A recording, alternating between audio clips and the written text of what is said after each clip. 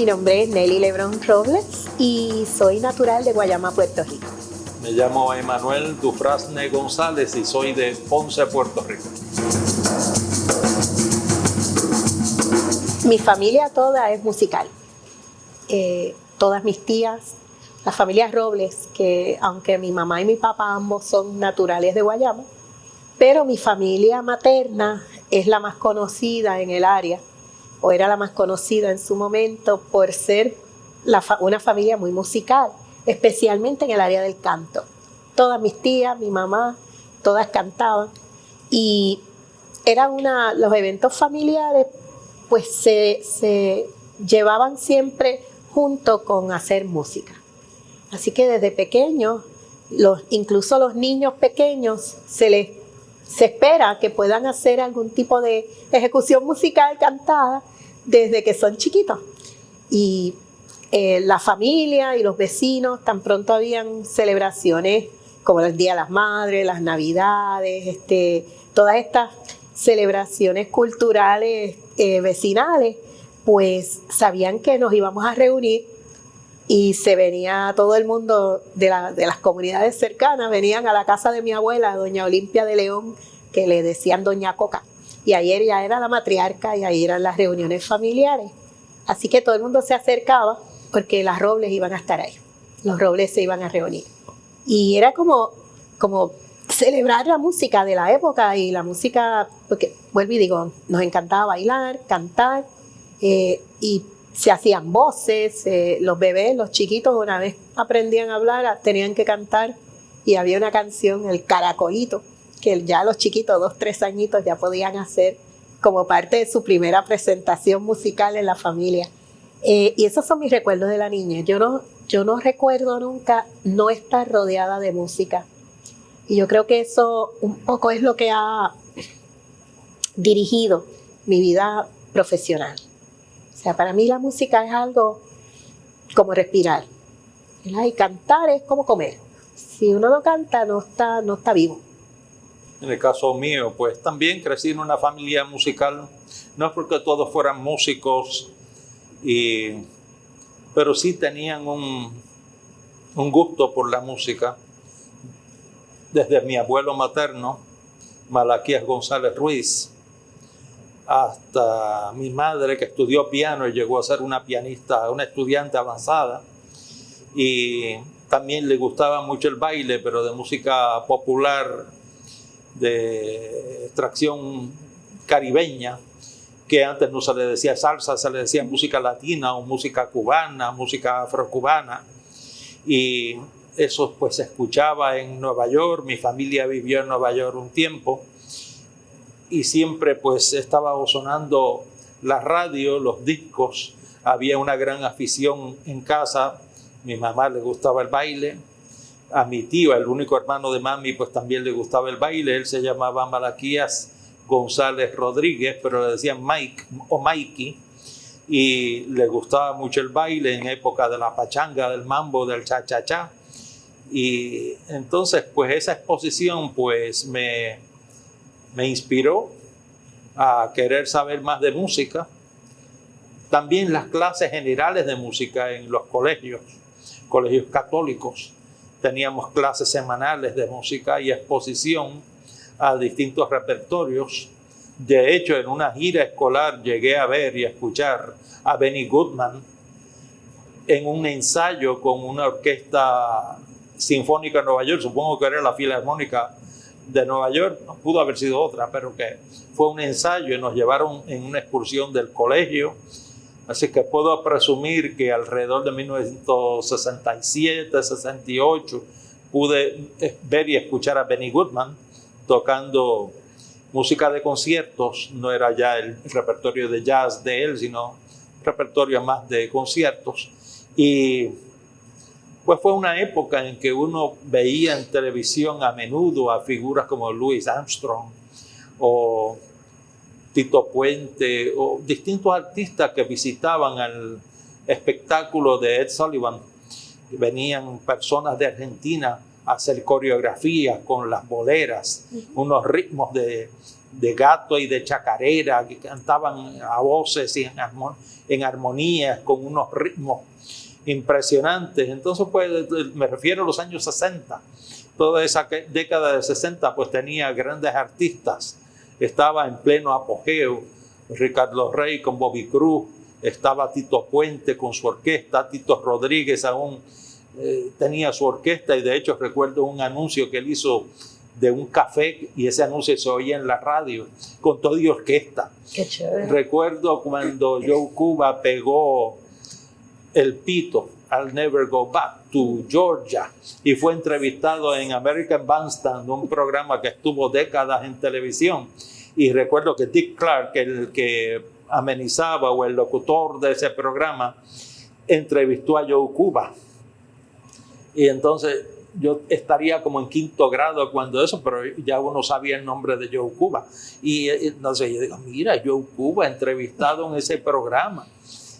Y pues uno estuvo expuesto a mucha música. En esa época también estaba en pleno apogeo Herb Alpert con Tijuana Brass, con Taste of Honey y otras piezas instrumentales. Y uno a veces lo veía en televisión, lo escuchaba en televisión.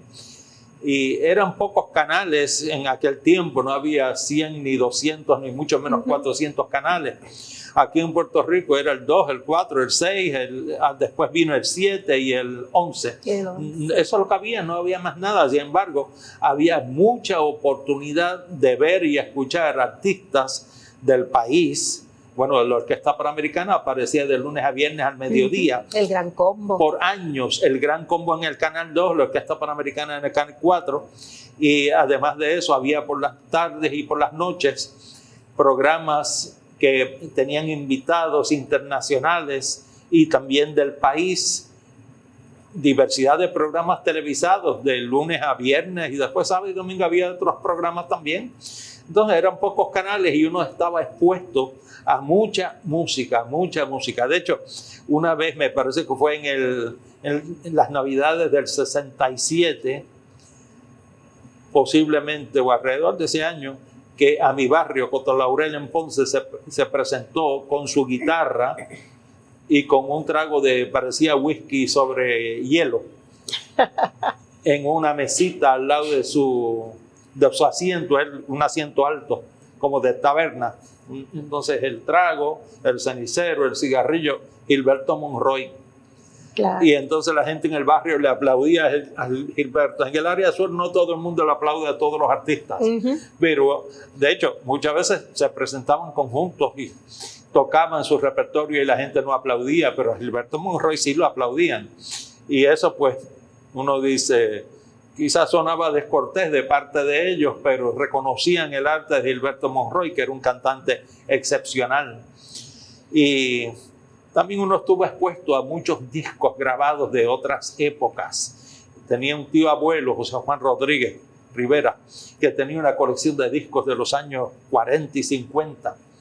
Y ahí pude escuchar las grabaciones viejas de Arsenio Rodríguez y de Tito Puente con Gilberto Monroy como sonero.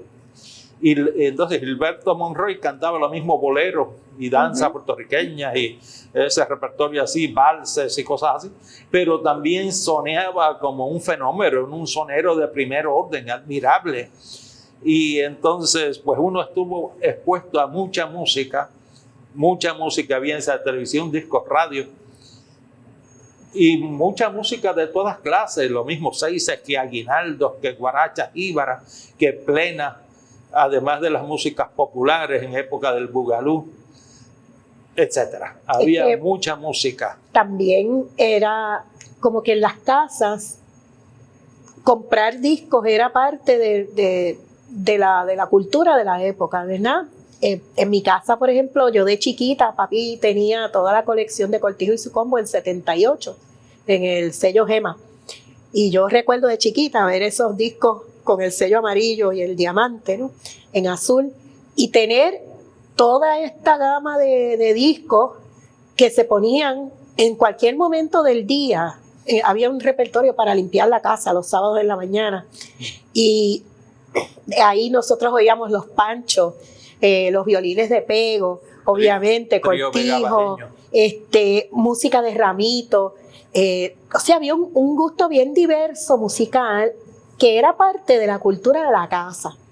Además de que, como dijo Emanuel, ¿verdad? En la televisión, pues uno podía ver los grandes artistas que estaban de moda en la época, pero también como una cosa cotidiana. O sea, los hispanos tenían el segmento de Sultana, salía los distintos Silvia de Gras y los Alegres Tres. Los hispanos con Tito Lara. Tito Lara, que eso se ha considerado por mucho tiempo el mejor tenor que ha tenido en la historia de la música popular.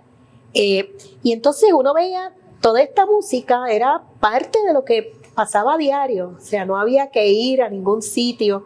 Prender la televisión era suficiente para uno tener exposición a todos estos grandes artistas.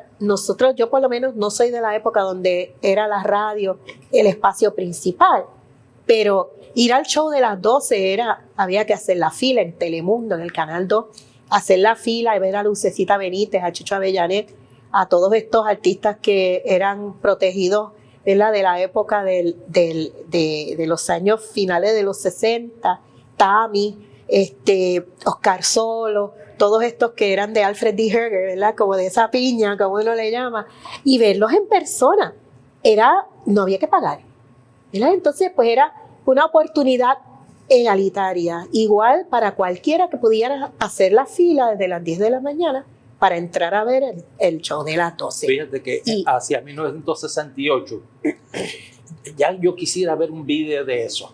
Como a eso de la tardecita, como las 4, las 5, un día en semana, se presentaba desde un piso alto de algún rascacielos en Nueva York a José Feliciano con su guitarra en un asiento alto, acompañado con un músico, sin la memoria no me falla, estoy hablando hacia 1968, 69, y vi como 4 programas de esos.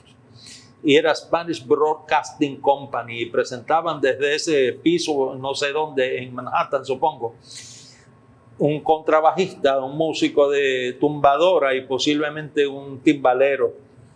Han pasado muchos años, a lo mejor estoy diciendo los instrumentos que no son, pero era como un cuarteto, incluyendo a José Feliciano. Y era a cantar los boleros, que a veces, no puede ser que haya hecho boleros tangos también, como que si ayer había ido a la cárcel de Sing Sing, esa pieza. Y ese tipo de letras que eran como tragedias casi, pero que con un ritmo antillano. Y eso es como un ejemplo de las cosas que se veían. Pero cuando yo era más chiquito, hacia 1963-64, en la televisión aquí en el país todavía presentaban, posiblemente en el Canal 11, que era de Pérez Perry, una serie que era un espectáculo musical de Xavier Cugat. Y en ese tiempo eran ya filmes viejos que uno veía que estaban repitiendo en el canal de acá de Puerto Rico, posiblemente al 11. Y presentaban artistas y presentaban la orquesta de Xavier Cugat. Por eso les digo que había una oportunidad de uno estar expuesto a una cantidad de música, claro, muy buena, muy buena.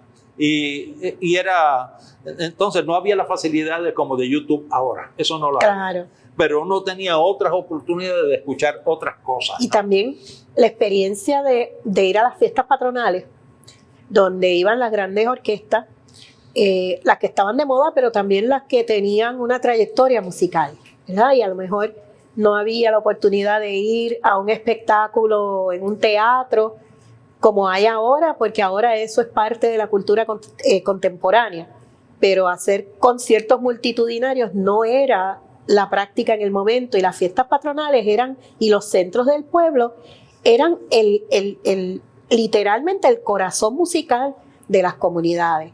Y entonces uno podía ir en cualquier día de la semana. Ahora las fiestas patronales duran 4 días, ¿verdad? Pero en esa época eran 10 días. Y cada día había 3, 4 orquestas diferentes, así que uno podía literalmente estar todo ese tiempo yendo a una serie de espectáculos musicales de muy buena calidad, de los artistas que se ven en la radio y que se ven en televisión.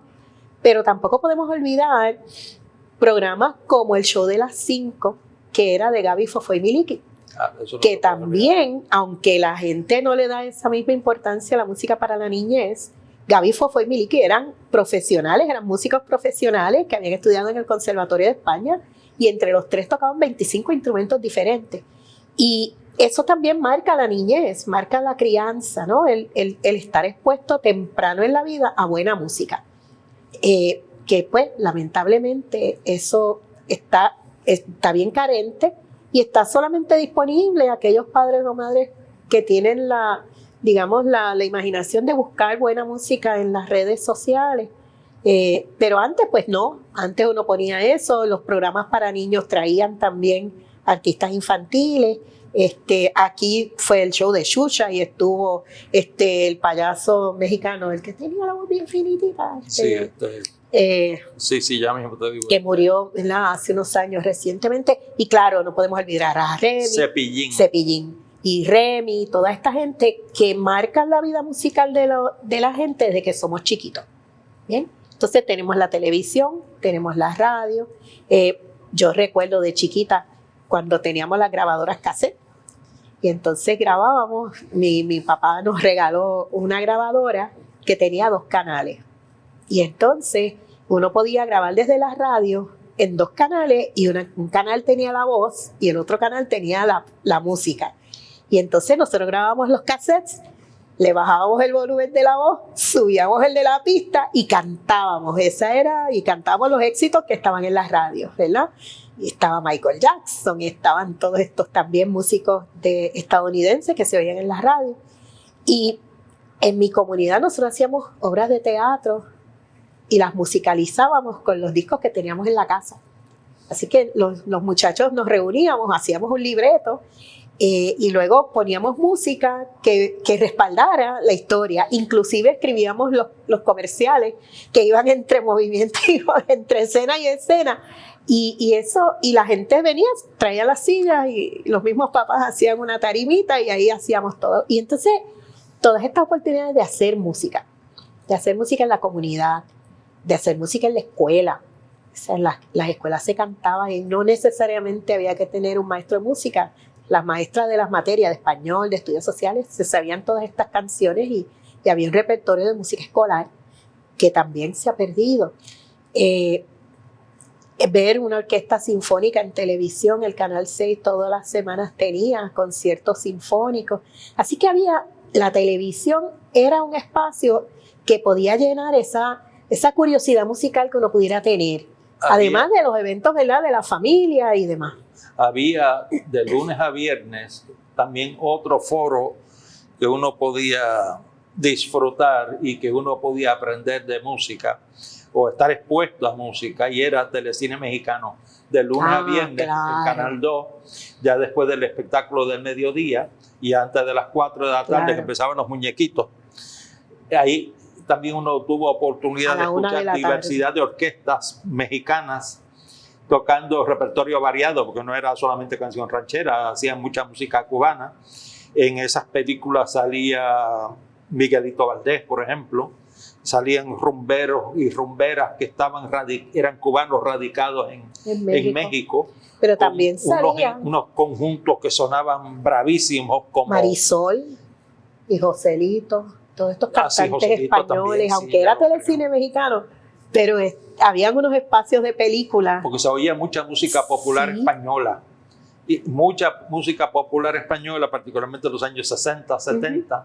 Ahí es que nos enteramos de la música de Nino Bravo, de Juan Pablo, de Mocedades y de Fórmula Quinta, etcétera, que eran unos exponentes increíbles de música, unos bozarrones. ¿Era música popular?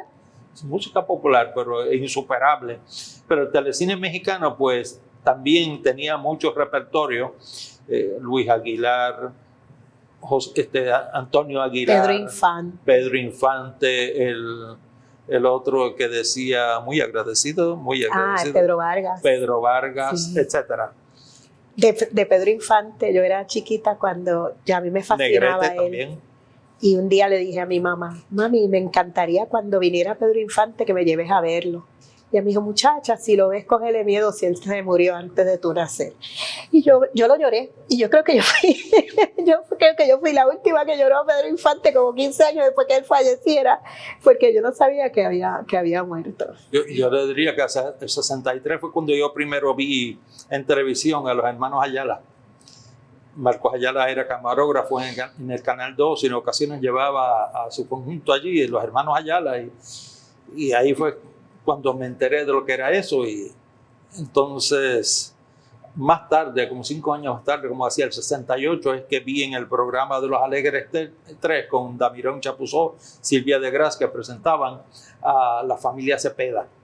Entonces, pero mi abuelo me hablaba de que él había visitado bailes de bomba en Juana Díaz, en el barrio Cintrona, unos sectores que ellos le dicen Pastillo, Singapur. Él me hablaba de los bailes de bomba en el Pastillo, que sería jurisdicción de Juana Díaz, y entonces, pero es la misma tradición de Ponce, de Guayama, Salinas, Santa Isabel, o sea, del área sur. Y entonces él presenció en los años 30 bailes de bomba en esa zona. Y me hablaba de eso, al igual que los pleneros de los años 20, los años 30. Y a veces me cantaba canciones que él oía cuando era muy joven. Mi abuelo nació en 1913, se llamaba Malaquías González Ruiz.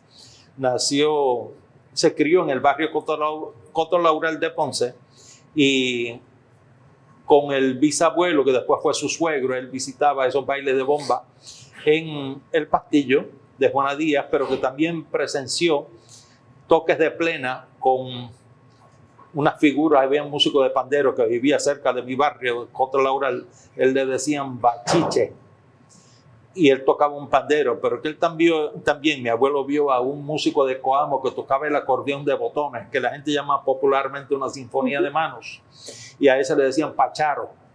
Y mi abuelo cantaba una plena que mencionaba a Pacharo, que se hizo una leyenda sobre su muerte, que fue un asesinato, en verdad. La leyenda es que murió envenenado por tomarse un palo de ron con veneno, pero eso no fue la realidad, fue que lo apuñalaron a traición en la plaza de Coamo. Eso me enteré años después. Pero que la plena dice: yo no quiero morir, yo no quiero morir, yo no quiero morir, como murió Pacharo. Hay una variante que cantan en Loíza, que lo teníamos montado en Paracumbé, que lo llevamos a muchos sitios. Yo no quiero morir, ay, yo no quiero morir. Yo no quiero morir como murió mi amigo Pacharo. Con un vaso de ron fue que lo envenenaron. Ay, yo no quiero morir como murió mi amigo Pacharo.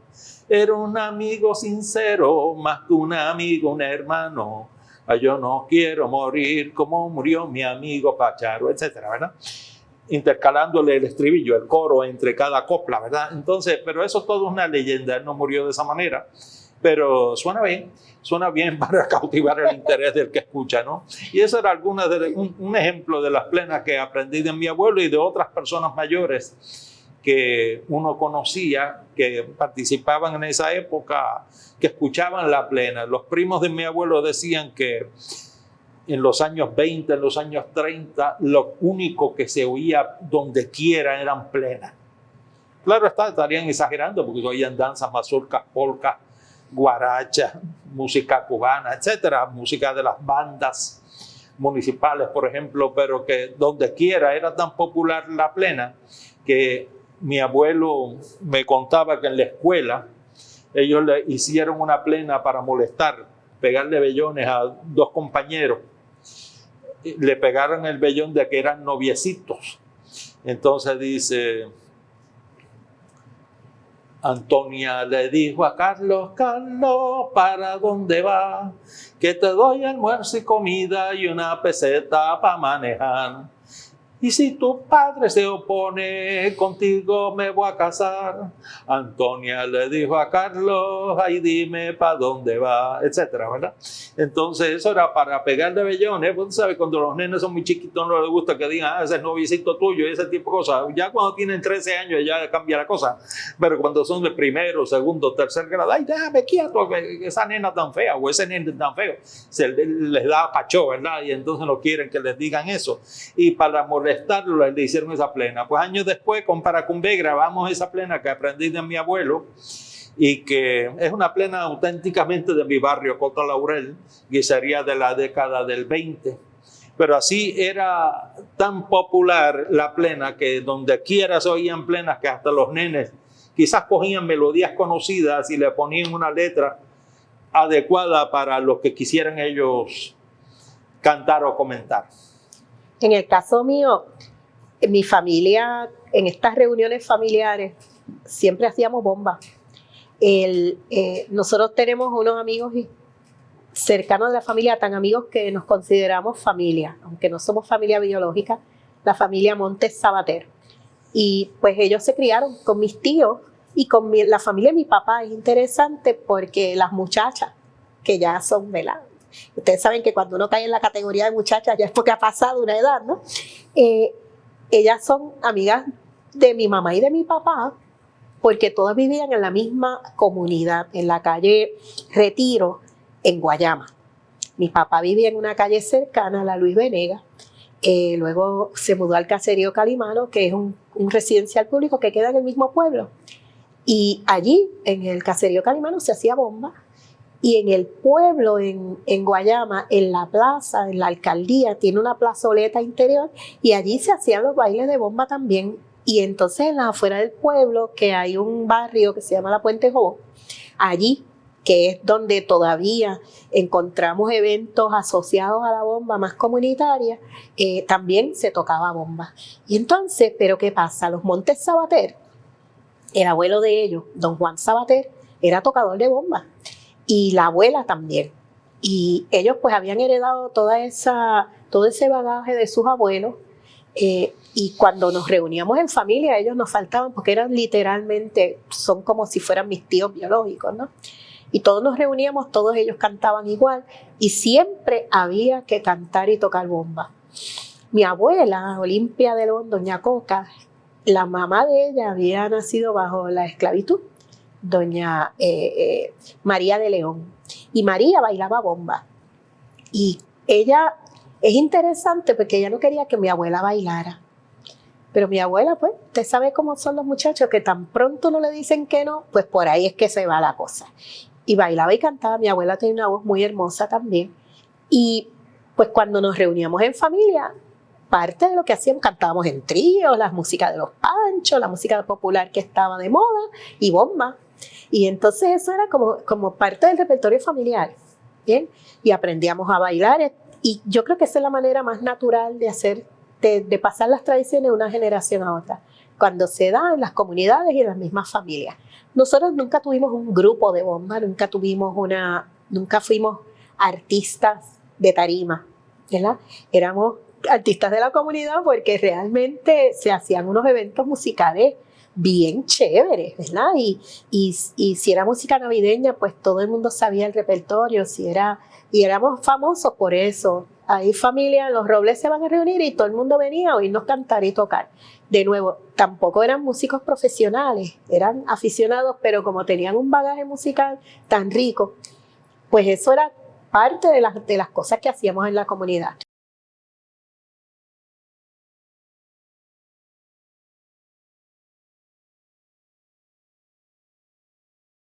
Había que cocinar ciertas comidas asociadas con la afrodescendencia que eran parte como de un orgullo de mantener esta tercera raíz a flote, que mientras en otras partes se quería negar o la gente no les gustaba que los asociaran con su negritud, pues en mi familia eso nunca fue un problema. Al contrario, era tan natural, ¿verdad? De que pues todos éramos negros, ¿cuál es el problema? Era tan obvio que no había que estar repitiéndolo mucho ni nada. Pero sí había esa conciencia de que estamos tocando bomba, que esto viene de los esclavos. En ese momento era el vocabulario que se usaba, que era de los negros, que era música de los negros, que nosotros somos negros y somos orgullosos de serlo. Que la expresión musical era una manera muy positiva de mostrar esa negritud. Y la comida, ¿verdad? Habían unas comidas muy asociadas a esa raíz negra que nos reuníamos, si íbamos a cantar y a tocar bomba, había que cocinar mis hijos y había que hacer funche con bledo o sea, eran unas comidas típicamente negras, ¿verdad? Que también es algo que a veces olvidamos que es una parte también de nuestra herencia, ¿verdad? Pero la música y el tambor pues vienen de ahí. Y entonces, pues, los mayores nos enseñaban a los más chiquitos esas canciones de bomba que habían a su vez aprendido de sus padres y de sus abuelos. Y ese repertorio se mantuvo ahí. Para mí eso era normal, ¿verdad? Y digo, uno dice normal entre comillas porque para otros es adquirido. Cuando yo llegué a la universidad, yo estudié educación musical en la Universidad de Puerto Rico, el recinto de Río Piedras. Recuerdo que en mi clase de música de Puerto Rico nos dieron una tarea de hacer una investigación sobre un género musical nacional. Y yo como que de pronto no sabía de qué hacerlo, porque y es interesante, ¿verdad?, lo que estaba pasando en la cabeza de uno en ese momento.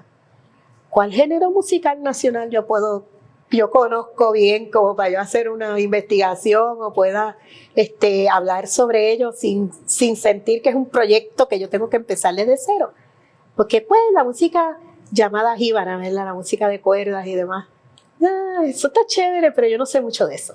Esta es la mentalidad del universitario, ¿no? Que yo quiero hacer algo de lo que yo conozco. Y de pronto pues fui a casa de mi familia, ya yo me había mudado al área metropolitana, pero íbamos todos los fines de semana. Eso es costumbre, por lo menos, yo le digo eso, la diáspora del sur, los sureños en el exilio, ¿verdad? Que vamos todas las semanas y pasamos los veranos y todo eso. Y en una de las visitas que hicimos, mi abuela me dijo, pero nena, haz lo de la bomba si tú sabes de eso. Y yo le dije, oye, ¿verdad? Eso va a estar fácil porque nadie va a hablar de la bomba y yo sé lo que ustedes me han enseñado. Y eso mismo fue. Ese fue mi proyecto. Todo el mundo se reunió y me cantaron las canciones y yo las apunté y hice unas transcripciones como estudiante de música en ese momento y entregué y saqué A.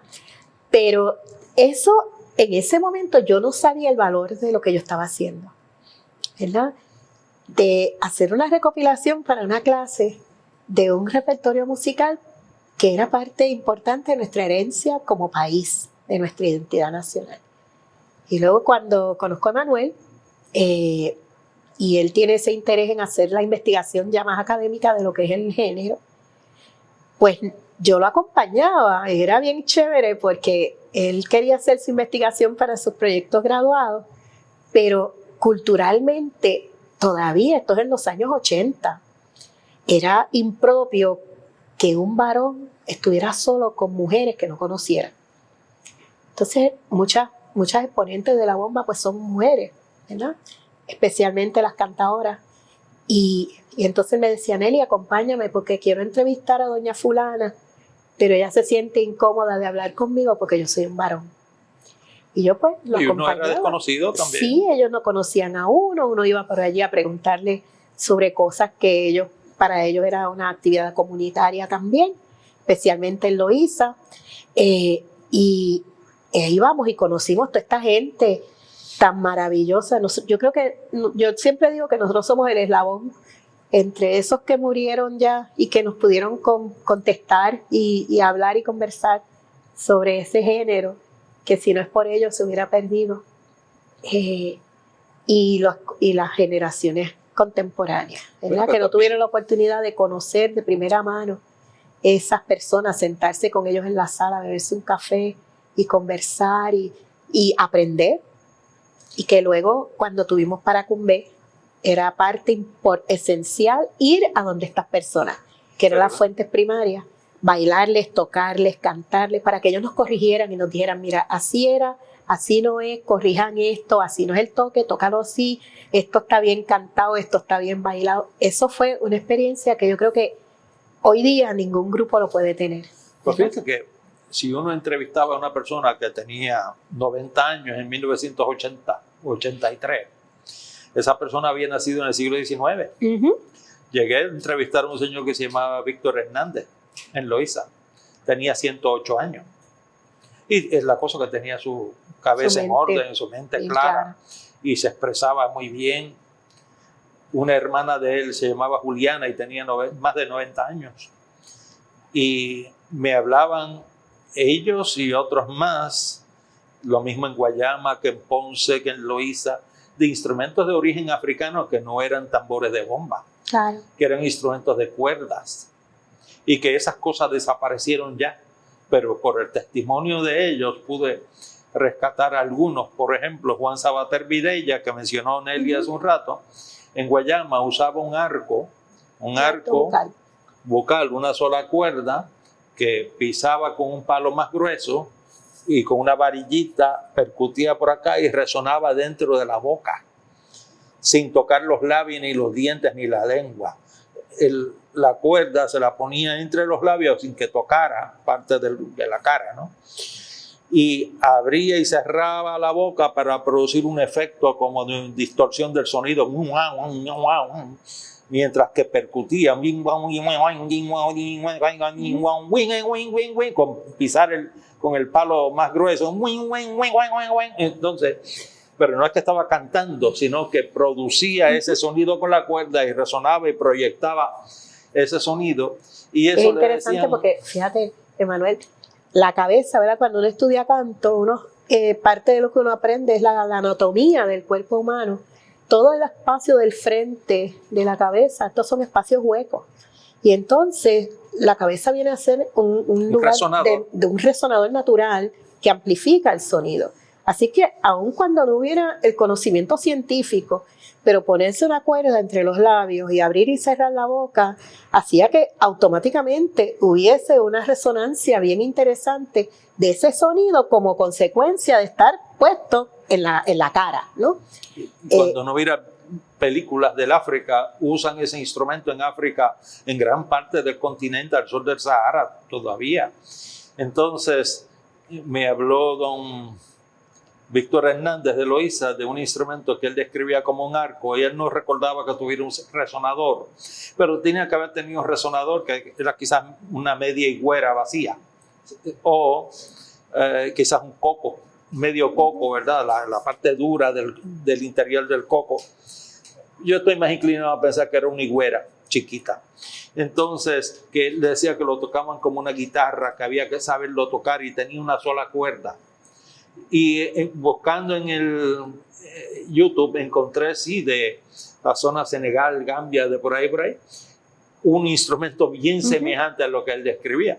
El arco de tierra que me describieron en Loíza también, que le decían el tumbandero, un asta clavado en el suelo, doblado, con una cuerda que se metía quizás en una plancha de zinc, con un nudo, ¿verdad? Pasando en la plancha de zinc, para que la cuerda no saliera, un nudo en la parte inferior, ¿verdad? Sobre un roto en la tierra, y quizás pisado con algo pesado como piedra, para que la cuerda y la tensión del asta no fuera a sacar como una catapulta, impulsar eso, ¿verdad? Y se quedaba eso doblado. Entonces uno puede alterar la tensión de la cuerda bajando o subiendo el asta que está doblado acá, ¿verdad? Que sirve como de brazo de una guitarra, pero una sola cuerda. Entonces, cuando uno pulsa esa cuerda, sale el sonido que parece fantasmagórico, porque parece que brotan de la misma tierra, voces de la tierra. Entonces, una vez reconstruí uno en casa de mis abuelos, basándome en esa descripción, y cuando lo empecé a sonar dije, caramba, la verdad es que produce un efecto interesantísimo. Y de hecho en África se usa ese instrumento como instrumento para niños, un instrumento de juguete. Entonces en Loíza pues me lo mencionaron un señor llamado Cecilio Manso Plaza, que entrevisté en 1980, un anciano que vivía en un barrio que le dicen las cuevas cerca del pueblo de Loíza. Pues él ya era octogenario cuando me habló de ese instrumento que le decían el tumbandero. Y él decía que cantaban algo cuando jugaban con ese instrumento. Y él recordaba la letra que decía, el tumbandero tenía hijos chiquititos y barrigones. Y tenía una tonada. Y entonces buscando en YouTube encontré una versión del instrumento en África y que tenía un ritmo. El tumbandero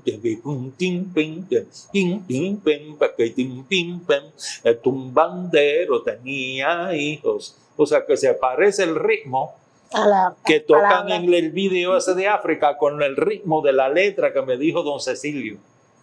Pero ¿bien? También en Puerto Rico hay la idea que el tambor es nada más africano, ¿verdad? Y no es cierto. Sí. Los pueblos históricamente tienen instrumentos de tambor que vienen como consecuencia de los materiales que hay disponibles en su naturaleza, ¿verdad?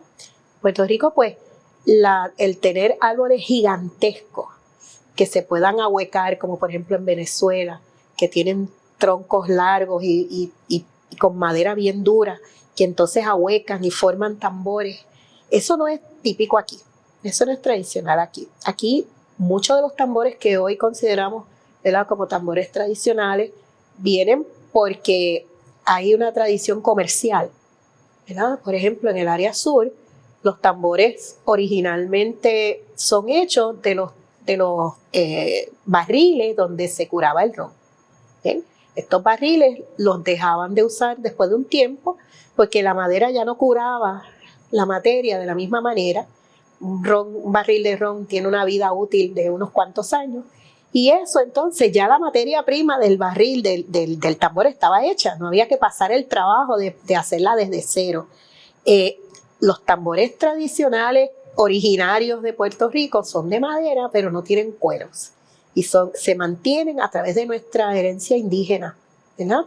Y es porque aquí no habían animales grandes cuyos cueros se pudieran usar para tapar huecos de tambor, ¿verdad? No es hasta que llega la conquista española que traen entonces animales más grandes como las cabras, las vacas, que entonces cuando mueren los cueros se pueden usar para otras cosas, que entonces tenemos la posibilidad de hacer cueros con membranas, ¿verdad? Tambores con membranas o idiófonos, ¿verdad? Membranófonos, que es como le dicen en el argot, ¿verdad? Organológico de clasificación de instrumentos. Entonces, si ahora tenemos animales cuyos cueros son lo suficientemente grandes para cubrir las bocas de los barriles, pues ahora podemos tener tambores, ¿eh? Y claro, eso coincide también pues, con la entrada de las personas esclavizadas a Puerto Rico. Así que lo que había en África era una materia prima propia de la naturaleza, de los países de donde vienen las personas esclavizadas. Y lo que hay en Puerto Rico es otra cosa. ¿Bien? Los barcos españoles traen también barriles con productos que traen de España y de otras provincias cercanas. Y tocino, clavos, y esos barriles vienen en distintos tamaños. Pues entonces, dependiendo de dónde en qué puertos quedan estos productos comerciales, pues ahí se usa esa materia para hacer los tambores. ¿Bien? Por eso, por ejemplo, los tambores del sur son más grandes, son más pesados, son más altos, porque son los de ron. Pero cuando miramos los tambores del área norte, como Loíza, Santurce, son más pequeños, porque acá usaban los de tocino y los de clavo, ¿verdad? Entonces ya esos tambores eran más pequeños, eran más recogidos. Era de bacalao. En el oeste, exacto. Entonces hay fotografías y dibujos de esos envases donde venían los productos comerciales, y cuando uno los ve uno dice, ¡ay, claro! Es que era maravilloso, era genial. No tener que pasar el trabajo de buscar un árbol grande, gordo, pesado para huecarlo, si ya tengo la materia prima. Y entonces, al tener los animales ahora disponibles, pues por eso vemos, por ejemplo, en Loíza hablan de cuero de cabra, ¿verdad? Y dicen cabra hembra. O sea, y es porque el cuero de cabra hembra es el que se usa para repicar, porque dicen que tiene un sonido más dulce. ¿Bien? Así que si tenemos el tambor segundo, que es el que lleva la voz más grave y que mantiene un ritmo constante, llámesele como se le llama en distintas partes de la isla que tienen nombres diferentes, pero básicamente la función del tambor es la misma. Vamos a tener un tambor de voz grave y un tambor de voz aguda, donde el grave es el que mantiene un ritmo constante y el agudo es el que se usa para improvisar, para marcar o seguir los pasos del bailador. Y en Loíza hablan de que el tambor agudo o el primo, pues tiene que tener cabra hembra. Y aunque suena redundante, es a propósito, ¿verdad? El del segundo no hay problema, ese puede tener cabro macho. Pero el de repicar, al parecer, ¿verdad? La gente que sabe mucho de esto, de curar cueros y demás, o por lo menos era tradicional así. Si eso no se mantiene o no se recopila, ese tipo de datos, se pierde. Y entonces la tradición de poder incluso seleccionar con qué tipo de membrana yo voy a hacer mi tambor para tener una sonoridad particular se pierde como parte de la tradición. ¿Okay? Los cueros de otros animales, los cueros de vaca, por ejemplo, son demasiado duros cuando se curan para poder tocar un tambor que no requería de amplificación. Porque tampoco podemos olvidar que estos tambores cuando se tocaban en eventos de comunidad, porque no era de tarima, eran de comunidad. Vamos a reunirnos este sábado por la noche a tocar. Eran 2 tambores, uno grave y uno agudo. No había micrófono, ni para el cantador, ni para la cantadora, ni para los tambores. Así que no podía haber muchos tambores tocando un solo ritmo, porque opacaban la voz del cantador o la cantadora. Y el que tiene que repicar tiene que tener manos de acero. A golpearse las manos, sí, porque entonces tiene que competir con mucha gente. Con mucha gente. Que están tocando todos lo mismo. Y esto lo vemos tradicionalmente en todas las regiones de la isla. ¿Verdad? En el oeste, 2 tambores. En el sur, 2 tambores. En el norte, 2 tambores. Sí, en Cataño, 2 tambores. No usaban 3 en Cataño. Sí. Entonces, pero, o sea, no eran muchos tambores segundos y un tambor repicando. ¿Verdad? Porque el conjunto y también... Y el parte cuas. Claro, el conjunto se componía de otros instrumentos. Que los cuas, que en el sur son 2 palos y que tienen su propio ritmo diferente al tambor segundo. Quiere decir que hay 3 ritmos pasando a la misma vez. El tambor segundo, el cuá y el primo o el tambor primero cuando está repicando. ¿Verdad? Y esa polirritmia hace que sea tan rico, esa sonoridad. Además de eso está la maraca. Y el ritmo de las voces. Y el ritmo de las voces. ¿Verdad? Y ese conjunto que aparenta ser tan sencillo en su instrumentación es un conjunto rítmicamente rico, donde la improvisación es una parte fundamental del baile y del canto. ¿Bien? Así que estamos hablando de un conjunto que al parecer cualquiera puede hacer, pero que requiere de una creatividad, porque el que improvisa está creando en el momento y su creatividad tiene que ser compatible con todo lo que está pasando alrededor. Y no puede sonar igual cada vez que toca, ¿verdad? Yo creo que un poco hemos perdido el pensar que, al igual que los conjuntos de música popular que hablábamos al principio, tienen su sonoridad particular y que cuando empiezan a tocar los podemos identificar. Así deberían ser los tocadores y los cantadores, que cuando baile fulano yo le pueda repicar de una manera y si baila sutano yo le repico de otra, porque los bailadores crean de formas diferentes y no fórmulas para tocar y bailar.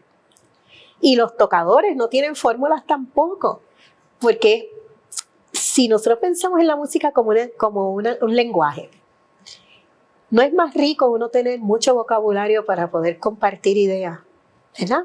Versus repetir lo mismo, una y otra vez, y uno se convierte en algo aburrido. Y esa creatividad sonora de poder hacer improvisación al cantar y al bailar, y que eso estimula entonces al tocador del tambor primero, del de voz aguda, a que pueda rehacer y reinventar toques que sean particulares a la forma X de bailar de fulano, ¿verdad? Eso era maravilloso. Así que cuando en Mayagüez había una señora muy famosa que ella, interesantemente siempre decían, ella no era negra, pero le encantaba bailar bomba. Y cuando ella bailaba, todo el mundo sabía que era ella. No solo por verla, sino por cómo el tocador le tocaba. Y eso es una cosa que es interesante pensar. ¿Cuál es tu voz al cantar? Pero también cuál es tu voz al bailar, ¿verdad? Cómo es que tus movimientos hacen que la voz del tambor te responda de una forma que no le responde a más nadie. Yo creo que hemos perdido un poco eso. Hay muchas fórmulas y pensamos que hay unas fórmulas de tocar y si me tocan esta fórmula yo debo responder de esta otra manera y si no me repican así, pues no estamos repicando correctamente, no hay forma correcta o incorrecta de repicar, porque esto es la riqueza de la conversación. Igual para el que canta, ¿verdad? La cantadora, y esto es algo que yo he hecho en mis investigaciones particulares, el rol de la mujer. que aquí no se heredaron los tambores femeninos. O sea, las mujeres aquí no tocaban históricamente bomba o no tocaban tambor, porque en las culturas africanas hay tambores para hombres y tambores para mujeres. Y cuando vemos lo que hay en la recopilado, ¿verdad?, en forma contemporánea, los tambores de las mujeres se cogen al hombro porque ellas tocan y cantan y bailan a la vez. Y entonces en las culturas donde todavía hay remanentes de estos tambores, pues son tambores chiquitos y livianos porque ellas van cantando mientras van tocando. Pero aquí eso no se heredó. La razón podríamos especular, pero básicamente uno puede pensar que ya que vinieron personas de distintos lugares en el África y se trató de reconstruir sus experiencias comunitarias de allá acá, cuando sabemos que muchas culturas africanas de la época tenían sus roles sociales definidos. Así es que el herrero era herrero, él y toda su familia. El que curaba cueros era curador de cueros, el que daba las historias era historiador, y así por el estilo. Y de pronto rompen esos roles tradicionales comunitarios en el fenómeno tan terrible de la esclavitud. Pues acá hay que reconstruir con gente que no habla el mismo idioma, que no vienen de las mismas culturas, que no tienen la misma religión, y tratan entre todos de hacer algo que les recuerde a la madre patria africana, ¿verdad? Así que el tambor femenino no llega a Puerto Rico. Y el que las mujeres toquen tambor hoy día, pues es algo adquirido, que está muy bien, ¿verdad? Porque tampoco pensemos que las culturas y las tradiciones son estacionarias. Igual que todo, evoluciona y tiene que ir con los tiempos. Pero no era una cuestión de discrimen, como muchas veces se quiere decir. Sin embargo, cuando nosotros en los años 80 se decía que los roles por género estaban bien definidos. El hombre tocaba, la mujer cantaba y la pareja se unía en el baile. ¿Bien? Así que el tambor tenía un propósito muy particular, de servir de base rítmica y de servir de conversador, que esa conversación se daba entre el bailador y el tocador del tambor primo. Y hacer los instrumentos, pues también había gente que uno iba donde ellos específicamente a que le hicieran sus instrumentos, porque eran parte de la comunidad, ¿verdad? Los tambores de nosotros tienen unas piezas de metal en la parte de arriba que los hacía una persona y en la parte de madera los hacía otro, ¿verdad? Entonces se juntaban en el instrumento como tal. Y nosotros tenemos el gran privilegio de que don William Archeval López nos heredara sus tambores del sur. Y estos que están aquí, pues esta es una réplica más pequeña de otros tambores que hizo Juan Balau, que era como le llamaban en la comunidad, Juan Alvarado, que falleció en el 83 en el sector Cuatro Calles. Ahí vivía. Entonces él tenía unos Cuatro tambores. Calles de Ponce. Cuatro Calles de Ponce. Sí, porque en Arroyo también hay cuatro calles. Pero a Ponce. Y él le dio con hacer unos tambores más pequeños para que cupieran en los baúles de los carros. Y por eso que este tambor tiene estas dimensiones. Esto es una réplica de los tambores que tenían el mismo tamaño. Los tambores de Juan Alvarado. Y tenían tornillos largos así, sustituyendo el sistema de torniquete de soga con unos palos que se usaban para torcer cada torniquete. Entonces, los tambores que tenemos de William Archeval son bastante más grandes y más anchos. Pero tampoco tienen cáncamos, o sea, bueno, sí, tienen estos tornillos largos. Exacto, pero el cáncamo que asociamos con las congas o los tambores cubanos, pues ese no era el sistema de afinación, ¿verdad? En el sur era el torniquete y luego que es más moderno. Pero una cosa que don William también vivía en Cuatro Calles, mentira, él vivía al pie de la Ceiba de Ponce, era la casita de él. Su esposa, doña Julia, era costurera, y sentarnos con ellos a hablar, doña Julia Verdejo, sentarnos a hablar con ellos sobre esa época donde ella hacía las enaguas para las bailadoras, y oír a don William hablar de su época de gloria. Cuando lo conocimos ya eran ancianos, Pero una cosa que él nos dijo y por la razón por la cual tenemos sus tambores es porque ya él no podía tocar porque él tenía un padecimiento del corazón, pero él nos dijo, yo no quiero que mis tambores sean piezas de museo, que de hecho se los salieron a comprar del Museo de la Música en Ponce y él no quiso. Dice, yo no quiero que mis tambores se queden silenciosos. Yo quiero que mis tambores sigan teniendo su voz. Y cuando ya él estaba, ¿verdad?, en las postrimerías de su vida, pues nos lo vendió a un precio que realmente eso fue un precio nominal, ¿verdad? Pero para nosotros es un orgullo grandísimo y es un privilegio tan grande que él haya depositado su confianza y la voz de sus tambores en nuestras manos y que en la actualidad los seguimos usando, ¿verdad? Para seguir haciendo esto que amamos tanto. La plena, pues me parece interesantísima porque tomando en cuenta testimonios de los mayores, por ejemplo, un señor de Ponce que era de cantera de Ponce, Vicente Morales Astacio, era un virtuoso del tres, pero era conocido como Vicentico Morales artísticamente. Vicente Morales Astacio o Vicentico Morales decía que los panderos de la plena eran versiones portátiles de los tambores de bomba. Eso tiene una lógica, porque de hecho cuando uno analiza melodías de plenas muy antiguas, se parecen a ciertos cantos de bomba. Un tipo de canto de bomba que en las plenas, pues vamos a decir, esto es un canto de bomba, pero ya anticipa la forma de la plena. Te quiero ver, paradito en la esquina, velándome. Pero hay quien lo canta de otra manera. Te quiero ver, paradita en la esquina velándome. Sin embargo, esa tonada me la cantó un señor de Arroyo que le decían Pocholo, hijo de una bailadora de bomba de apellido Godinó. Él cantaba, conmigo no, desquítate con los pelos del perro que te mordió. Y fíjense, él decía que eso era un buen B, o sea que era bomba, pero eso ya tiene la forma de una plena. De hecho, Canario, Manuel Jiménez Sotero, alias Canario, grabó te quiero ver, paradita en la esquina velándome. La grabó como plena. Como plena. Bien, entonces, pero esa forma de la canción, quiero ver, te quiero ver, paradita en la esquina velándome. 8 compases. Y así la mayor parte de las plenas antiguas son de 8 compases de 2x4.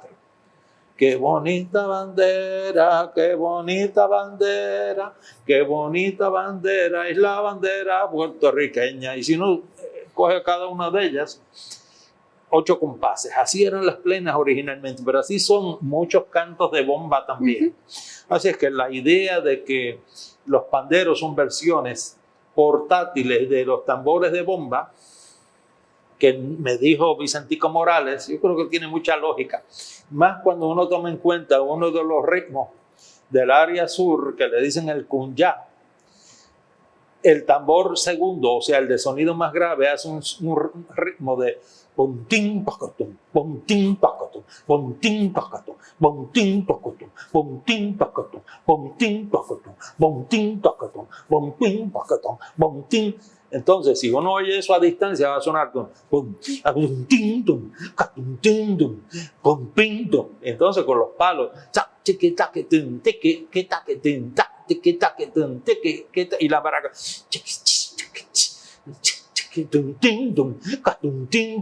de hecho, hay otro ritmo que es el güembé, que una vez estábamos tocando en Veracruz, en el puerto de Veracruz, y yo dije, diablo, uno oyó eso amplificado de otra manera. Está el músico de tambor segundo tocando a mi lado, yo tocaba el tambor primo, y yo lo que estaba oyendo era bum, bum, tim, tum, batum, tim, y diablo, ¿pero qué es eso? y miré las manos y estaba tocando.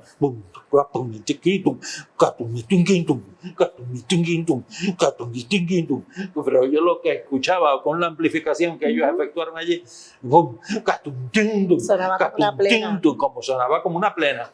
Entonces, pues, por eso es que digo yo que tiene lógica lo que dijo don Vicente, que en paz descanse, que la plena salió de la bomba por ciertos ritmos de bomba. Fíjense que hay un golpe que tocan en Mayagüez, que en el libro que sacamos Néstor Muray Irizarry y este servidor, la plena de Puerto Rico, nuevas fuentes para su estudio, pues yo hice un análisis de ciertos ritmos de bomba e incluí el holandés de Mayagüez, como me lo informó don Aristarco Alfonso, que en paz descanse. Y él me habló del ritmo del holandés, como se tocaba en Mayagüez en antaño.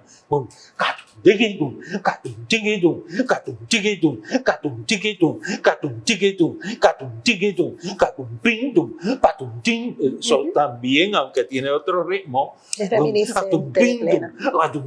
Suena como una plena. Y si uno lo oye a distancia y encima de eso hay unos repiques del barril primo, bien, uno va a oír de ahí con unos panderos. Hay que considerar que el pandero no tiene las dos manos completamente libres. Uno sujeta el pandero, repica con la otra mano. Ahora lo agarran por un borde y le dan con una sola mano y con una velocidad increíble. Antes usaban los dedos. Porque también es que acompañaban sin micrófono, no usaban micrófono, con un acordeón. Yo, de hecho, en el conjunto uso un acordeón de botones, ¿no? Lo que llaman popularmente la sinfonía de manos. Entonces, no se requería de unos volúmenes, como diríamos, altos decibeles, ¿verdad? Pues con poco volumen, pues podían acompañar con los dedos y hacían unos ritmos algo complejos con esos dedos, pero en la mano sujeta el tambor, con los dedos hace unos ritmos y acá hace unos repiques, y a veces rozaban el cuero por fuera para producir un tipo de bramido, ¿verdad? Eso dicen que vuelve loco a los sonidistas porque se creen que es que hay una distorsión o retroalimentación de sonido por el micrófono y eso. Por eso le dicen a uno, no te pongas a hacer eso porque vuelve loco al sonidista. Entonces, y a veces le daban por el lado interior también, claro, o tiraban el pandero en el aire. De hecho, más recientemente se habla de un amigo que tiraba el pandero al aire y después como que no estaba pendiente a dónde iba a caer. Imagínense, eso le podía golpear a cualquiera. Tiraban el pandero al aire, pero lo agarraban, ¿verdad? Con una destreza, pero este otro no lo hacía con tanta destreza, era más atrevido, lo tiraba al aire y sabrá de dónde iba a caer, le podía golpear, pero la cosa es que hacían cosas así. Entonces, pues, pero fíjense que la bomba requiere un par de cuas, particularmente sus manifestaciones del sur y del oeste. En Loíza era un solo palo que marcaba el tempo. Y entonces, ¿qué pasa? En Loíza usaban un güiro. Ya que menciona Loíza, cuando uno habla del 6 corrido, una mano está haciendo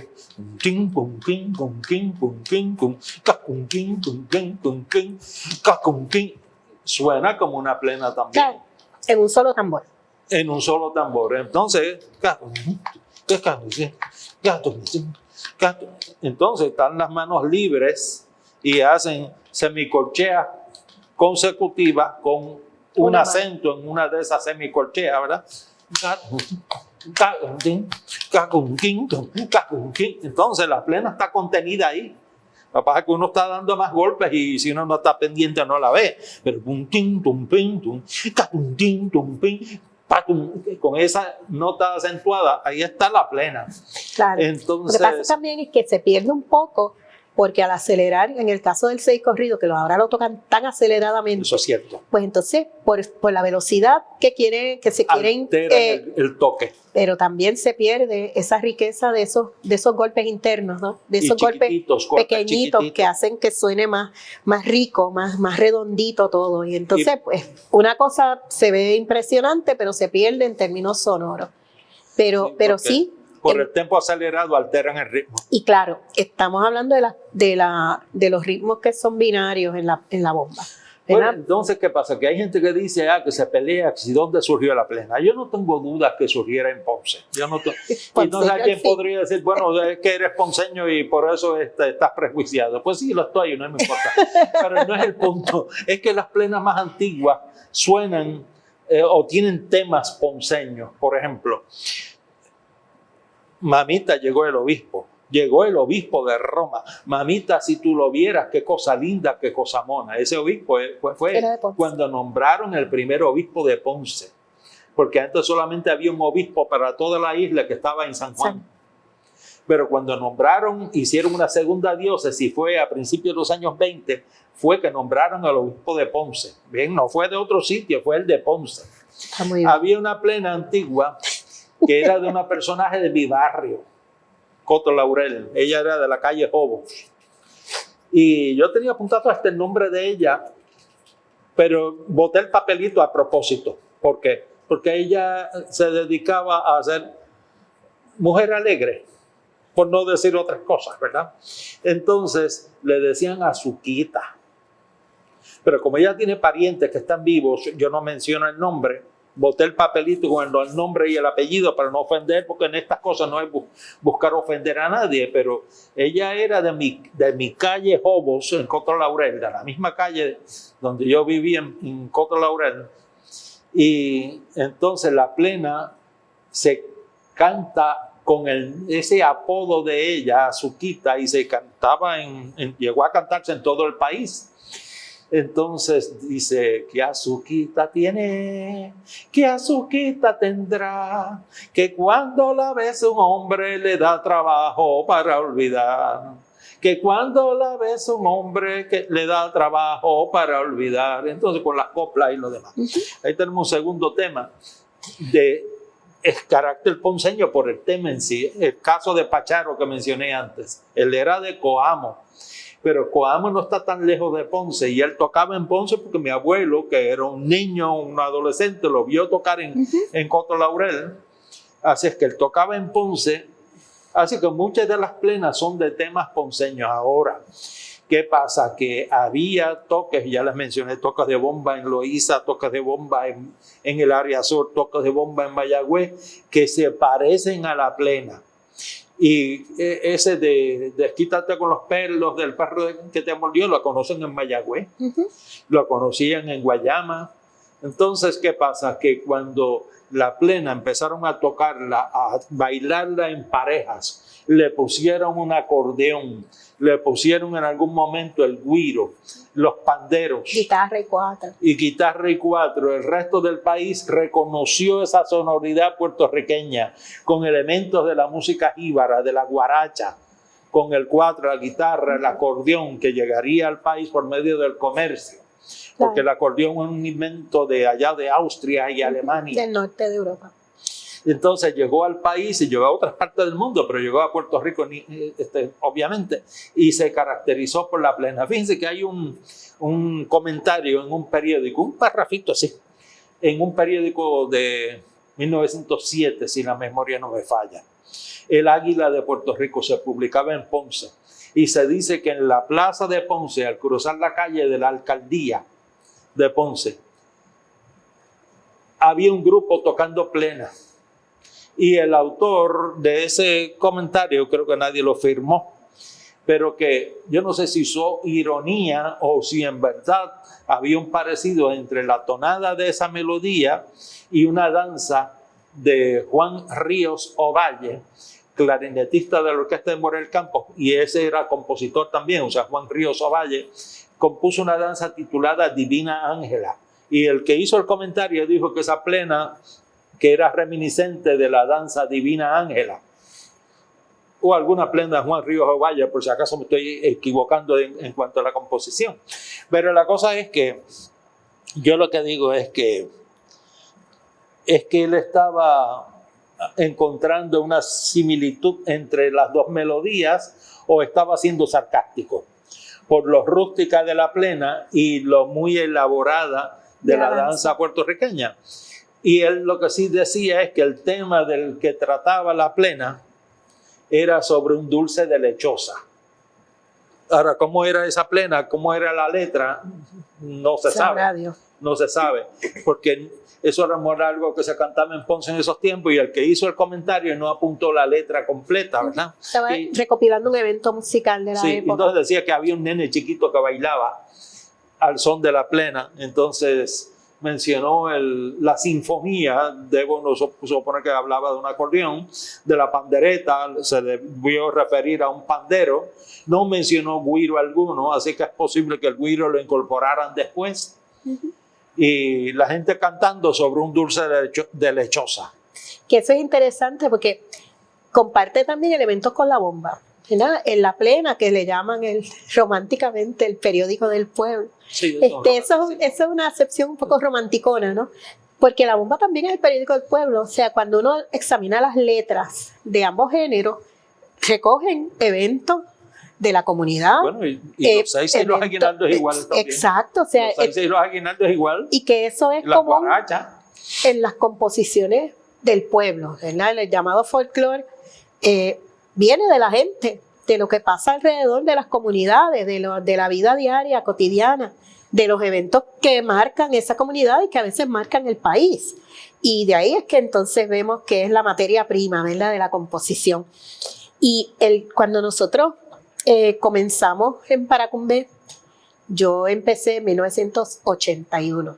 Paracumbé se fundó en 1979 como un grupo escolar de un colegio en Carolina, que pues querían hacer un conjunto y Emanuel pues reunió a unos cuantos estudiantes, él era el maestro de música en esa escuela, y escogieron hacer un grupo de plena que se llamaban Pleneros del Turey. Bueno, en verdad, eso no fue a propósito. Lo que pasa es que yo al hacer la convocatoria, lo único que me vinieron fue que eso es lo que pasa, sí. Que sabían tocar algo de tambores. No apareció nadie que tocara 4 y nada más. Pero eso es bien común en las escuelas. O sea, uno hace una convocatoria para hacer un conjunto y aparecen un montón de gente que tocan instrumentos de cuerda, de percusión. Uno que se llama José Rubén Méndez Millet, que vino con un par de tumbadoras, y otro que se llamaba Gilberto Colón, que se atrevía a bailar bomba, y otros que simplemente cantaban y tocaban algunos instrumentos de banda, pero no tocaban tan bien que digamos. Entonces montamos un ejemplo de bomba y un ejemplo de plena. Quizás algún otro número. El asunto es que de ahí, de ese primer conjunto escolar, sale entonces los Pleneros del Turey, porque se termina el contrato. Yo dejé de trabajar en el colegio y ellos sí quisieron seguir conmigo con el conjunto. Después de la escuela. Pusimos un nombre como Pleneros del Turey. Y que es interesante porque Turey es una palabra taína, ¿verdad? Así que también desde ahí vemos que hay como una fusión y estas son de estas fusiones chéveres porque se dan entre géneros musicales nacionales. Cuando en el 81 yo vengo a ser parte de Paracumbé, Pleneros del Turey original. Todavía eran Pleneros del Turey. Y no era. Pero Turey y el taíno como caricatura, como historieta, eso no existía. No había, exacto, eso vino después. Yo lo vi en un texto de Cayetano Colitoste, si la memoria no me falla, que dijo que los taínos se referían al cielo. El Turey como el cielo. Como Turey. Y es un nombre bonito porque se parece a Vallaney, se parece a Calley, se parece a Batey, a Huey. Entonces suena puertorriqueño. Suena un nombre como de un barrio, pero ¿dónde queda? En ningún sitio.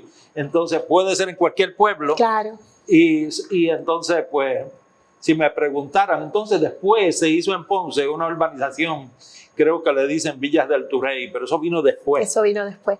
El asunto es que yo soy la primera mujer que canta en Paracumbé y en Pleneros del Turey. Que en esa época no era, o sea, uno ahora mira, ¿verdad? Hace la memoria histórica y dice, pues mira, eso fue interesante porque, de nuevo, en los conjuntos las pocas veces que uno veía conjuntos de bomba en la televisión, los cantantes eran varones. Sí, y yo estaba estudiando. Me chocaba porque cuando uno oía el conjunto de Joey Pastrana, él tenía 2 muchachas que cantaban coro. Y ese conjunto se oía bien picante, porque ellas cantaban con cierta energía. Claro, pero la tradición de cantar en conjuntos donde la mujer es la solista, aún en la actualidad es bien poco común, porque solamente pensemos de los conjuntos de salsa, vamos, de música tropical que hay en la actualidad en Puerto Rico, de pronto, ¿cuántas mujeres ustedes me pueden mencionar que son las cantantes principales del conjunto? Victoria Una. Sanabria. No, yo estoy hablando de conjunto de música popular de salsa. Ella canta Choco salsa. Horta. Choco Fuera Horta. de ahí, no viene más nadie a la mente. Y no viene más nadie a la mente porque es que son bien, bien raras, casi no hay. ¿No? Entonces, que en el 81, pues hubiese una mujer que fuera cantante de un conjunto que quería tener la exposición, ¿verdad?, en televisión y radio y demás, como fue Paracumbé en ese momento, pues era algo histórico, ¿no? Además, yo estaba todavía estudiando canto, porque ese es mi instrumento. Al igual que se estudia violín, se estudia flauta, se estudia canto como instrumento musical. Y yo era estudiante de canto de la profesora Camelia Ortiz del Rivero en la Universidad de Puerto Rico. Doña Camelia era la hermana de Diplo. Y ella era la maestra de canto y era la dueña, era la fundadora de la compañía de ópera. Bueno, sí, ella fue, para que ella falleció. Pero sí, ella falleció, ya me dieron el dato. Ella fundó la compañía de ópera de San Juan, que luego se convirtió en Ópera de Puerto Rico. Así que, siendo su estudiante de bel canto, pues yo participé en muchas óperas y muchas zarzuelas y operetas y demás. Fue una experiencia maravillosa, pero yo nunca he cogido una clase de cantar bomba, que eso es interesante, ¿verdad? No, porque siempre eso no existía. Tú aprendías a cantar bomba oyendo a la gente cantar. Y cuando me invitan a cantar en Paracumbé, pues ya yo había empezado a acompañar a Emanuel a ser parte de las investigaciones y demás, así que había un interés también desde el aspecto académico, ¿no? del averiguar, del aprender sobre el género. Y yo le comenté a mi maestra, muy tímidamente, ¿verdad?, que maestra, me invitaron a cantar en un conjunto de bomba, ¿qué usted cree? Y yo pensando que ella me iba a decir, no te vayas a dañar la voz con eso y todas estas cosas, ¿verdad?, que uno piensa que la gente va a comentar por la experiencia que uno ha tenido. Y de pronto, pues ella me dijo, ¿tú quieres hacer eso? Procura ser la mejor cantadora de bomba que tenga este país. Y dije, ok, hasta el día de hoy, ¿verdad? Ese es mi trabajo. Cada vez que me paro a cantar, quiero ser la mejor. No por una cuestión de orgullo propio, sino porque entiendo que nuestros géneros nacionales deben tener los exponentes de mayor calidad musical. Y en ese momento, lo poquito que se oía de la bomba era de una calidad musical vocal muy pobre. Y el consenso era que es que eso viene de África y así se cantan en las culturas africanas. Y yo dije, no, espérate, yo quiero averiguar si eso es verdad. Y entonces empezamos a escuchar música africana grabada en lo que llaman en el film, ¿verdad?, en la calle, no de discos, sino grabaciones comunitarias. Todas esas grabaciones estaban sumamente afinadas, cantadas a voces, no importa si eran niños cantando, mujeres en un velorio, en una boda. Todos estos eventos de comunidad que se grababan ahí en el lugar, que no era de estudio, eran unos fenómenos vocales increíbles. Y yo decía, pues eso es lo que nosotros queremos replicar en Paracumbé. Esa sonoridad africana, que viene de origen africano, que obviamente es en Puerto Rico, por lo tanto es en español, la mayoría, porque ese es nuestro vernáculo, pero que cuando oigan, digan, yo quiero hacer eso porque eso suena bien, eso suena bonito, eso es agradable al oído, eso dan ganas de uno replicar ese evento sonoro vocal. Y pues empezamos, Paracumbé, cambiamos el nombre y empezamos con jovencitos y jovencitas en Loíza. La mayor parte de los que cantaban en el primer disco que hizo Paracumbé, que de hecho es el segundo disco completo de bomba que se graba en la isla. El primero lo hizo la familia Cepeda, pero ya había bombas. Paquito López Cruz había grabado algunas bombas más con sonoridades más tradicionales en discos del Instituto de Cultura, y claro, estaban las bombas de Cortijo, que eran ya más salseadas y comerciales, y la Panamericana, pero bombas así con la sonoridad tradicional es el segundo disco que se hace y se hizo en el 86. Y ahí la mayoría de los que cantan son jovencitos adolescentes, que eran nenes y nenas que estaban con nosotros en el grupo, que vivían en Loíza. y que se habían criado bailando y cantando bomba en su comunidad.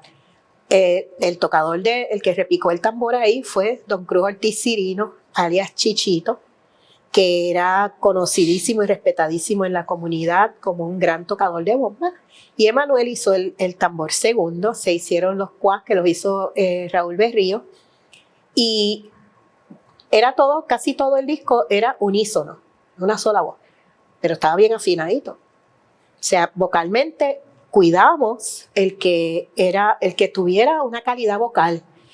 Y entonces la gente empezó a decir, adiós, pero si ustedes cantan la bomba y no suena como estamos acostumbrados a oírla, ¿verdad? ¿Por qué? ¿Qué es lo que es diferente? Bueno, pues que está arreglada en términos de afinación. Luego, al tomar ejemplos de la música polifónica, heterofónica y armónica de África, dijimos, queremos replicar esos sonidos para honrar a nuestros antepasados, que al llegar aquí tuvieron que haber mantenido esa característica de la música, que no tenemos cómo documentarla, solamente sabiendo que así se canta allá. Pero que también, sabiendo de las dificultades de uno poder replicar algo que viene de distintas fuentes comunitarias, distintas sociedades africanas, pues aquí empezamos a estudiar armónicamente cómo es que se organizan las voces. Y pues Paracumbé siempre ha sido así. Nosotros somos, yo le digo que somos el grupo nerd, es el grupo de bomba que se caracteriza por querer preservar a base de la investigación. Y la investigación viene de buscar las fuentes primarias, que ya casi no quedan, pero que tuvimos ese honor tan grande de poder entrevistarlos, hablar con ellos, grabar sus voces, ir a donde ellos, que ellos nos oyeran, que nos dijeran, y luego eso, preservarlo para poderlo enseñar. Paracumbé nunca ha tenido una escuela. Nosotros damos talleres, pero las escuelas, y no tengo nada en contra de las compañeras y compañeros que tienen sus escuelas, que han hecho una labor extraordinaria de preservar y difundir el género entre comunidades donde no era tradicional tocar y cantar bomba. Eso es importante, ¿verdad? La bomba ha dejado de ser de unos grupos para ser identificador de parte de nuestra identidad nacional. Y ya a la gente no le molesta que la bomba sea parte de quienes somos como puertorriqueños y puertorriqueñas. Que eso es otra cosa, eso es parte de las identidades, son mi tema de estudio e investigación en mis escritos de tesis. Pero poniendo eso aparte, en Paracumbé nosotros no tenemos escuelas porque entendemos que el taller lo que te da es una base para que tú puedas desarrollar tu creatividad como improvisador en el baile y en el canto. Y que tenga los elementos básicos sobre los cuales tú vas a construir esa personalidad individual que debes tener, al igual que tiene el Gran Combo y tiene Juan Luis Guerra, pues tú como bailador, como cantadora, como tocador, debes tener tu personalidad, que cuando tú te pares frente a un grupo digan, ese fulano de tal, esa no puede ser otra que fulana que canta, ese no puede ser otro que es sutano, que es el que toca, ¿verdad? Que puedan desarrollar esa personalidad individual dentro de un género colectivo. Y eso pues se basa en la investigación. Nosotros nos hemos dedicado mayormente a dos cosas importantes: a rescatar esas canciones que se han ido perdiendo de nuestra herencia, y cuando hacemos composiciones que se parezcan a eso que venía de antes. Y es interesante porque la gente cuando nos oye no sabe distinguir la diferencia entre una composición y un género y una canción, una composición reciente y una canción tradicional. Y eso es deliberado, porque queremos mantener esa sonoridad tradicional. Sin de nuevo, ¿verdad? Esto es sin hacer críticas negativas del que quiera hacer innovaciones, que están muy bien, porque la música debe caminar con los tiempos. Pero si uno no sabe, también. Claro, pero si uno no sabe de dónde viene, uno no sabe para dónde va, ¿verdad? Las armonías que tú has implantado en el canto de Paracumbé, eso es una innovación. Claro. Y y queremos hacer sonoridades bien nuevas, contemporáneas. Eso es otra innovación. Que suenen a, pero no es. ¿verdad? De allá. Nosotros usamos bien chévere las disonancias y las notas de paso hacia la resolución. Estamos ahora hablando en términos técnicos musicales bien fuertes, ¿no? Pero eso es deliberado. O sea, bueno, y en las plenas, además de usar la sinfonía de manos o acordeón de botones, incorporamos hace años el dúo de flautas, a veces 3 flautas. Violines. Un par de violines, un violín a veces 2. Pero igualmente hemos reincorporado la marímbola. En todas las plenas grabadas nuestras aparece la marímbola. Tenemos marímbola. Hemos hecho investigación de géneros semejantes de tambor al de bomba de Puerto Rico que hay en otras partes del Caribe y de la América. Y entonces poder hemos interpretado a la manera puertorriqueña. Y cuando los compañeros, nosotros tenemos amigos, ¿verdad?, que de Venezuela, de Colombia, de Panamá, que escuchan las reinterpretaciones de la música que ellos hacen, que hace Paracumbé, y dicen, caramba, pero si eso suena como que ustedes lo inventaron allá, ¿verdad? Pero no deja de perder la sonoridad del país que viene, de México. Hemos grabado piezas, mira, nosotros tenemos grabadas piezas tradicionales de México, piezas tradicionales de Panamá, piezas tradicionales de Venezuela, varias piezas, ¿verdad?, de distintos países del Caribe, piezas dominicanas, piezas de Haití, piezas también de las islas venezolanas, suramericanas, ¿verdad?, del Caribe, que son captadas en otros idiomas, y cuando las tocamos como plena, como bomba, la gente se cree que son plenas bombas puertorriqueñas, ¿verdad? Y eso lo hacemos con mucho orgullo, con mucho respeto a nuestras raíces comunes de música de tambor que viene de distintos países y que conviven y confluyen en nuestra región antillana y caribeña.